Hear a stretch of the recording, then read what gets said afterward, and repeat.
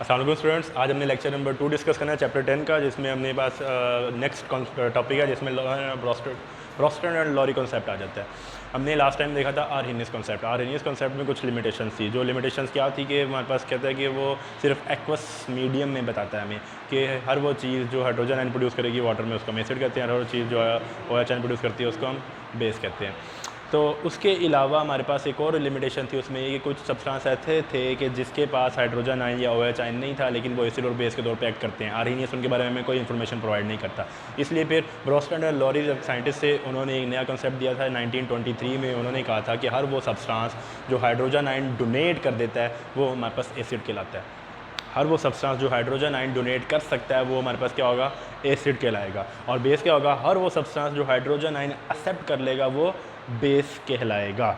मैं फिर से रिपीट कर रहा हूँ, हर वो सब्सटेंस जो हाइड्रोजन आयन डोनेट कर सकता है उसको हम एसिड कहते हैं, और हर वो सब्सटेंस जो हाइड्रोजन आयन एक्सेप्ट करता है उसको हम बेस कहते हैं। अब नीचे एग्जांपल देखें, HCl और NH3। अगर आपको याद हो लास्ट टाइम हमने जो लेक्चर डिस्कस किया था उसमें NH3 हमारे पास लिमिटेशंस में एग्जांपल आ रही थी आर्हीनियस की। आर्हीनियस की लिमिटेशन थी कि वो इस सब्सटेंस को एक्सप्लेन नहीं कर पा रहा था। क्यों? क्योंकि NH3 अमोनिया गैस जो होती है ये बेस के तौर पे एक्ट करती है, लेकिन इसके पास OH आयन ही नहीं होता। आर्हीनियस के कॉन्सेप्ट से अगर हम डिस्कस करें तो आर्हीनियस का कॉन्सेप्ट कहता है कि हर वो सब्सटेंस हो जो OH आयन प्रोड्यूस करता है वो बेस होगा, लेकिन इसके पास OH नहीं है तो ये बेस के तौर पे आर्हीनियस के अकॉर्डिंग एग्जिस्ट नहीं करती है। लेकिन जब हमने नई सब डेफिनेशन दी है ब्रोस्टन और लॉरी के कॉन्सेप्ट के अकॉर्डिंग, ब्रोस्टन कहता है कि हर वो सब्सटेंस एसिड है जो हाइड्रोजन आयन डोनेट कर सकता है, और हर वो सब्सटेंस बेस है जो हाइड्रोजन आयन एक्सेप्ट कर सकता है। अगर आप अब देखोगे अमोनिया को, NH3 को, तो ये बेस के तौर पे एक्ट कर रही है इस डेफिनेशन के अकॉर्डिंग। अभी हम देखते हैं HCl और NH3। HCl क्या करता है, हाइड्रोजन आयन डोनेट कर देता है। जब ये हाइड्रोजन आयन डोनेट कर देगा पीछे सिर्फ Cl नेगेटिव रह जाएगा, ये Cl नेगेटिव रह गया।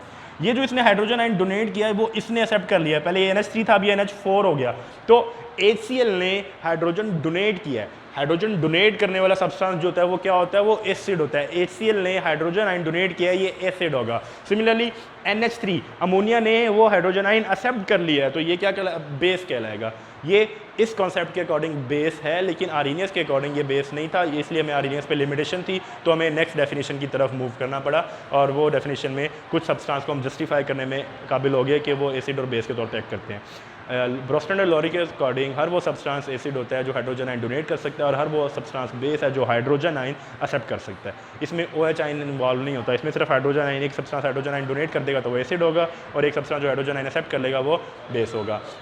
इसी से रिलेटेड फर्दर दो नए कॉन्सेप्ट आते हैं जिसको हम कॉन्जुगेट एसिड और कॉन्जुगेट बेस कहते हैं। ये डेफिनेशन नीचे आपके पास लिखी हुई है। अब कॉन्जुगेट एसिड क्या होता है, इसकी जो डेफिनेशन है वो थोड़ी सी कंफ्यूजिंग है, आपने थोड़ा सा उस पर फोकस करके फिर पढ़ना है। मैं इसकी स्टेटमेंट रीड कर रहा हूँ। हर वो species which is form by accepting a proton by base, जो आर्हीनियस के अकॉर्डिंग बेस होती है वो क्या करती है, वो हाइड्रोजन आयन या जिसको प्रोटॉन कहते हैं वो एक्सेप्ट कर लेता है। वो प्रोटॉन एक्सेप्ट करने के बाद कॉन्जुगेट एसिड बन जाता है।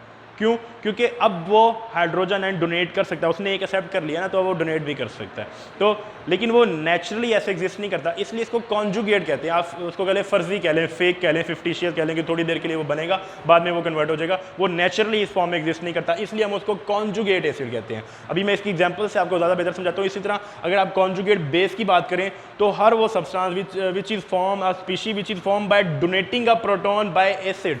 जब एसिड एक प्रोटॉन डोनेट कर देता है उसके बाद जो स्पीशी बचती है उसको हम कॉन्जुगेट बेस कहते हैं। ये आप देखिए ये उल्टे हैं, या अगर आप कॉन्जुगेट एसिड की बात कर रहे होगे तो उसमें जो डेफिनेशन में वो बेस का वर्ड आएगा, और अगर आप कॉन्जुगेट बेस की बात कर रहे हो तो उसकी डेफिनेशन में एसिड का वर्ड आता है। बेसिकली कॉन्जुगेट एसिड जो होता है वो बेस से बनता है। बेस जब हाइड्रोजन आयन एक्सेप्ट कर लेगी तो उसको हम कॉन्जुगेट एसिड कहेंगे। सिमिलरली कॉन्जुगेट बेस जो होता है वो एसिड से बनता है। एसिड जब हाइड्रोजन आयन डोनेट कर चुका होगा तो बाद में जो बच जाएगा उसको हम कॉन्जुगेट बेस कहते हैं।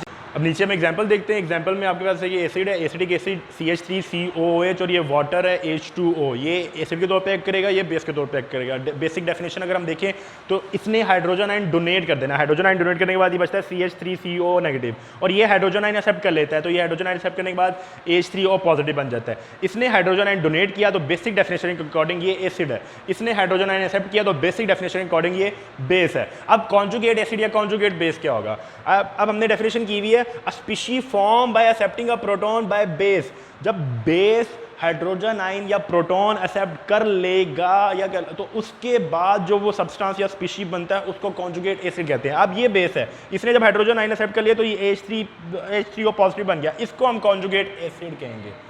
एसिड क्या होता है? जो हाइड्रोजन डोनेट कर सकता है। इसके पास एक एक्स्ट्रा हाइड्रोजन आ गया ना, अब ये डोनेट कर सकता है, लेकिन नेचुरली ऐसे एग्जिस्ट नहीं करता था, इसलिए इसका नाम कॉन्जुगेट एसिड है। और बेस क्या होगी? Species form by donating a proton bye acid. Acid जब हाइड्रोजन एंड डोनेट कर देगा उसके बाद जो स्पीशीज बनेगी उसको हम क्या कहेंगे?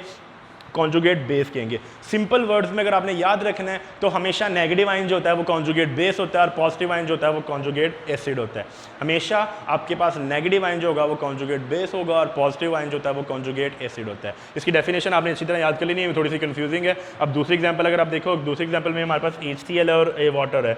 HCl हाइड्रोजन डोनेट करेगा और वो हाइड्रोजन जो है वो वाटर एक्सेप्ट कर लेगा। अब HCl जब हाइड्रोजन डोनेट कर देता है तो ये Cl नेगेटिव रह जाएगा। इसने हाइड्रोजन डोनेट किया, ये एसिड है, इसने हाइड्रोजन एक्सेप्ट किया, ये बेस है।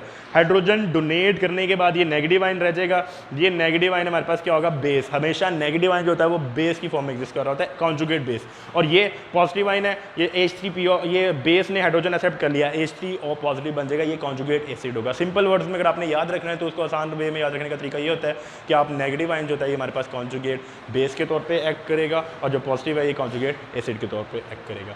अब इसके बाद हमारे पास थर्ड इसी में टॉपिक में एक नेक्स्ट डेफिनेशन आती है जो एम्फोटेरिक होती है। एम्फोटेरिक सब्सटेंस क्या होते हैं? कुछ सब्सटेंस ऐसे होते हैं जो एसिड और बेस दोनों के तौर पे एक्ट कर रहे होते हैं। बेसिकली वो वीक एसिड और वीक बेस होते हैं। वो डिपेंड कर रहा होता है कि वो रिएक्शन किस सब्सटेंस के साथ कर रहे हैं। अगर वो स्ट्रॉन्ग एसिड के साथ रिएक्शन कर रहा होगा तो वो बेस के तौर पे एक्ट करेगा, और अगर वो स्ट्रॉन्ग बेस के तौर पर बेस के साथ रिएक्शन कर रहा होगा तो वो एसिड के तौर पे एक्ट करेगा। इसकी बेहतरीन एग्जांपल जो है वो वाटर है। अब मैं इसकी डेफिनेशन पहले आपको बताता हूँ। A substance which can act as an acid as well as base. ऐसे तमाम सब्सटेंस जो एसिड और बेस के तौर पर दोनों की तरह एक्ट कर सकते हैं वो हमारे पास एम्फोटेरिक कहलाते हैं। अब ये आपके पास जब आपने एम्फोटेरिक की एग्जाम्पल लिखनी है तो आपको हम एटलीस्ट 2 एग्जाम्पल्स लिखनी पड़ेंगी, क्योंकि वो जो सब्सटेंस है वो एक में एसिड के तौर पे एक्ट कर रहा होगा और दूसरे में बेस के तौर पे एक्ट कर रहा होगा। हमारी डेफिनेशन है a substance which act as a base as well as acid, जो एसिड के तौर पे भी एक्ट कर रहा है और बेस के तौर पे भी एक्ट कर रहा है। अगर आप सिर्फ एक डेफिनेशन लिखते हो तो वो उसकी एक कैटेगरी को जस्टिफाई कर रहा होगा। अभी हम एग्जाम्पल देखते हैं तो फिर मैं आपको बताता हूँ। जैसे यहाँ पे HCl और वाटर है। HCl क्या करेगा? हाइड्रोजन डोनेट करेगा, वाटर हाइड्रोजन एक्सेप्ट कर लेगा। अब हर वो चीज़ जो हाइड्रोजन एक्सेप्ट करती है वो बेस कहलाती है। यहाँ पे जो वाटर है वो बेस के तौर पे एक्ट कर रहा है। तो ये वाली एग्जांपल अगर आप लिखोगे, जिसको मैं एग्जांपल 1 कहता हूँ, ये एग्जांपल, तो ये वाटर की बेसिक प्रॉपर्टी को डिस्क्राइब कर रही है या उसको हाईलाइट कर रही है। तो यहाँ से मुझे एम्फोटेरिक का पता नहीं चलेगा जब तक मैं दूसरी एग्जांपल नहीं लिखूंगा। मेरे एम्फोटेरिक की एग्जांपल्स कंप्लीट नहीं होंगी। एम्फोटेरिक सब्सटेंस ऐसा सब्सटेंस होता है जो एसिड और बेस दोनों के तौर पर एक्ट कर रहा होता है। अगर मैं वाटर को एम्फोटेरिक की कैटेगरी में फॉल करवा रहा हूँ तो मुझे उसकी दोनों एग्जांपल्स कोट करनी पड़ेंगे, जिसमें एक में वो एसिड के तौर पे एक्ट कर रहा हो, दूसरे में वो बेस के तौर पे एक्ट कर रहा हो। जो पहली एग्जांपल है जिसमें HCl और वाटर है, यहाँ पे जो वाटर है ये हाइड्रोजन आयन एक्सेप्ट कर लेता है। हाइड्रोजन आयन एक्सेप्ट करने वाली स्पीशीज को हम बेस कहते हैं। तो यहाँ पे वाटर जो है वो बेस के तौर पे एक्ट कर रहा है। अगर आप दूसरी एग्जांपल देखें NH3 + H2O, यहाँ पे अमोनिया गैस के साथ वाटर रिएक्ट कर रहा है और तब क्या होता है, ये हाइड्रोजन अपना वाटर जो होता है अपना हाइड्रोजन अमोनिया गैस को डोनेट कर अमोनियम आयन बना लेता है NH4। तो इसने यहाँ पे हाइड्रोजन डोनेट किया है। अब वाटर ने यहाँ पे हाइड्रोजन डोनेट किया तो ये एसिड के तौर पे एक्ट कर रहा होगा। आप देखिए ये 2 एग्जांपल में वाटर एसिड के तौर पे भी एक्ट कर रहा है और बेस के तौर पे भी एक्ट कर रहा है, इसलिए वाटर जो होता है वो एम्फोटेरिक कहलाता है। ऐसे तमाम सब्सटेंस जो एसिड और बेस दोनों की तरह एक्ट कर रहे होंगे उनको हम एम्फोटेरिक कहते हैं। अब हमने स्टार्ट बात की थी जो उसमें हमने देखा था कि आर्हीनियस में कुछ लिमिटेशंस थी जिसकी वजह से ब्रोस्टैंड और लॉरी कॉन्सेप्ट हमें अडॉप्ट करना पड़ा। और उसने ब्रोस्टैंड और लॉरी कॉन्सेप्ट आने से कुछ सब्सटेंस की तो प्रॉपर्टी में क्लियर हो गई कि वो एसिड और बेस के तौर पे कैसे एक्ट करते हैं, जिसकी एग्जांपल में हमने स्टार्ट में डिस्कस किया कि हमारे पास जो NH3 होती है ये बेस के तौर पर एक्ट करता है। ये आर्हीनियस इसको डिफाइन नहीं करता। यहाँ पर हमारे पास NH3 जो है वो बेस के तौर पर एक्ट कर रहा है और जस्टिफाई होता है। लेकिन स्टिल अभी भी कुछ ऐसे सब्सटेंस हैं जो एसिड और बेस के तौर पर एक्ट कर रहे होते हैं, लेकिन ये कंसेप्ट उसको जस्टिफाई नहीं करता। ब्रोस्टैंड और लॉरी का जो कंसेप्ट है वो उनको जस्टिफाई नहीं करता, जिसकी एग्जांपल में SO3 है और CaO। SO3 गैस है, ये एसिड के तौर पे एक्ट करती है और ये हाइड्रोजन आयन डोनेट नहीं कर सकती, इसके बाद हाइड्रोजन आयन नहीं है। सिमिलरली CaO कैल्शियम ऑक्साइड जो होता है ये बेस के तौर पे एक्ट करता है, लेकिन ये OH आयन एक्सेप्ट नहीं करता, हाइड्रोजन आयन एक्सेप्ट नहीं करता। जब ये हाइड्रोजन आयन एक्सेप्ट नहीं करेगा तो ये बेस के तौर पे ब्रोस्टैंड एंड लॉरी के कॉन्सेप्ट के अकॉर्डिंग ये बेस के तौर पे जो है ये एक्ट नहीं कर रहा। तो इसकी भी कुछ लिमिटेशन है। इसी लिमिटेशन की वजह से हमें फिर एक नेक्स्ट स्टेप या नेक्स्ट साइंटिस्ट की जो डेफिनेशन है उसको अडॉप्ट करना पड़ा। इंशाल्लाह वो हम नेक्स्ट लेक्चर में डिस्कस करेंगे। इस लेक्चर से रिलेटेड आपको कोई भी क्वेश्चन या कोई भी क्यूरी हो तो नीचे बॉटम में जो आपको नंबर प्रोवाइड किए हैं आप उस पर रब्ता कर सकते हो। हम इंशाल्लाह नेक्स्ट लेक्चर में मिलेंगे, तब तक के लिए अल्लाह हाफिज़।